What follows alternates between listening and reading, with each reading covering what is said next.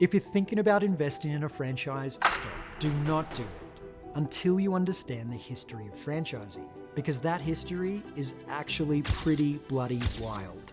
In this video, I'm going to walk you through the 5 most important events in the history of franchising. Lessons you must learn from and apply to your own business if you're hoping to end up making a franchise fortune. G'day, my name's Brent Dowling. Now, I'm not the smartest bloke in this industry, but I have used these lessons to help me successfully develop over 85 franchise brands, become a multi-brand franchisor and franchisee, and sell my first franchise business to private equity. And today, we're going to learn those lessons again as we break down real events, factual, undeniable moments in franchising to show you exactly what separates a winning investment from a costly mistake.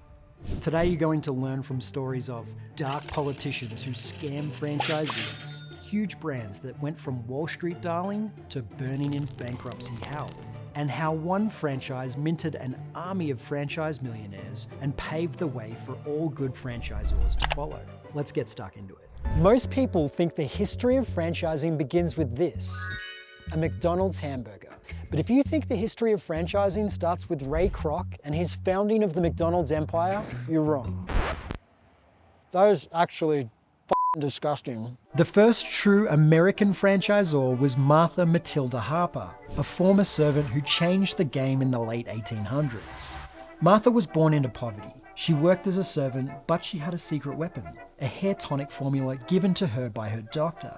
Now, instead of just selling the tonic, she built a business system and taught others how to run it. And by 1921, she had 350 franchise locations. And by 1950, she had 500 locations worldwide. Today's first lesson: successful franchises are built on strong systems. Harper didn't just sell a product. She created a system that turned people into successful business owners. The takeaway? When looking at a franchise today, ask the existing franchisees. Does the brand actually empower its franchisees with training, resources, and a proven model? Without these, you're not really buying a franchise. You're just buying a logo and a dream. Now, let's take a little step forward into the 1960s, where franchising was exploding. Everyone saw McDonald's and KFC blowing up, and suddenly every man and his dog was selling franchises. Hundreds of new franchisors entered the market. Everyone thought that they were going to get rich from owning a franchise. Many rushed in without doing due diligence. But then came the Minnie's Pearl Chicken disaster, one of the biggest franchise scams of all time. You see, a politician with no restaurant experience licensed out 300 franchise locations in just 2 years. But there was no real system, no supply chain, no operational model. And by 1970, half the stores had already closed. It collapsed in an SEC investigation, lawsuits, and massive losses for franchise owners. So what's lesson number 2? Not all fast-growing franchises are good investments. Before you jump on a franchise opportunity because a franchise consultant tells you how hot the brand is, remember the case study of Minnie's Chicken. And if the brand you're considering is growing at breakneck speed, ask, do they really have the infrastructure to support the growth? Are the franchisees actually making money? Or are they just selling territories as fast as they can with no real long-term plan? So there's only a couple locations here in Colorado now? Yeah. Only 4. Right at the turn of the millennium, Krispy Kreme was a Wall Street darling. After going public in 2000, the stock boomed and the brand started franchising aggressively. I mean, dude, that is so good. But then it all came crashing down. The brand started to franchise too aggressively, especially into smaller markets, and franchisees started losing money. And how did the franchisor react? It manipulated its financials to hide declining store sales. The stock plummeted 80% and dozens of franchisees went bankrupt. Today's third lesson: big franchise brands aren't always best. Just because a brand is a large national success and it's actually available in your market doesn't mean it's free of risk or the right brand for you. If you're evaluating a large franchisor, don't skip through due diligence. Use a proven franchise consultant to help evaluate the brand, hire a franchise attorney to review the disclosure document, And most importantly, call as many franchisees as you can get a hold of. After the scams of the 60s and 70s, the government stepped in. In 1978, the FTC created the franchise rule, which basically forced franchisors to start disclosing real data to buyers. Data? Data. Americans say data. I'll say it with data. Actually, no, that sounds stupid. But that wasn't enough to prevent perhaps the most notorious franchise collapse of the modern era. We're here today at what was once the pride and joy of the Quiznos empire, the original location. And this shadow of a sign behind me should serve now as a foreshadowing to any franchisor who attempts to prioritize their own profitability ahead of franchisees. You see, in the early 2000s, Quiznos was taking on Subway with its toasted subs and slick advertising.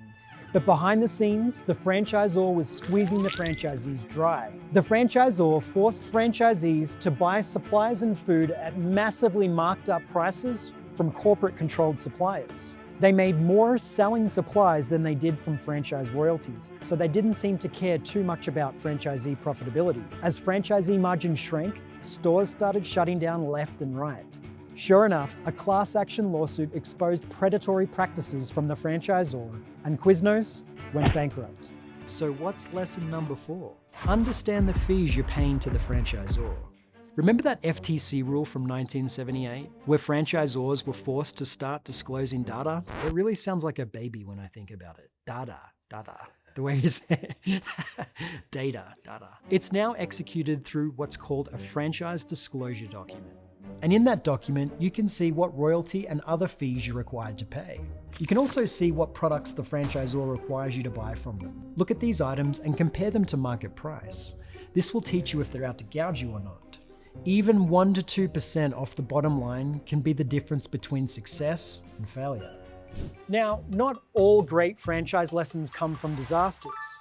When we look at Anytime Fitness, we'll see a brand that took a different approach to growth, and in doing so, became one of the most successful franchises in the world. Hi, how you going? Good. Are we able to get a day pass today? Yeah, no worries. Awesome. Over the years, they focused on steady franchise expansion, not unsupported, reckless growth. They created a franchisee-first culture, implementing fixed royalty structures to help franchisee profitability. They adapted early to industry shifts. For instance, they added 24/7 keycard access before franchise competitors did. They developed personal training and smart coaching technologies to differentiate the competition and drive further franchisee revenue. And as a result, they hit 5,000 plus locations, with some of the best franchisee satisfaction rates in the industry. And 60% of owners own multiple locations. So our final lesson from history today. Look for franchises where existing owners are reinvesting and scaling into multiple units. Here's the reality. Every franchise I've ever been involved with that created real wealth for its owners had one thing in common. Franchisees weren't just surviving, they were thriving and reinvesting their profits into opening more locations. In fact, I believe multi-unit expansion from existing owners is the single biggest indicator of a high-performing franchise system. Because let's face it, if franchisees are only opening one location and never coming back for a second, that's a huge red flag about the model's true profitability. Take Anytime Fitness. They invested in technology, future-proofed the brand, and focused relentlessly on making their franchisees profitable.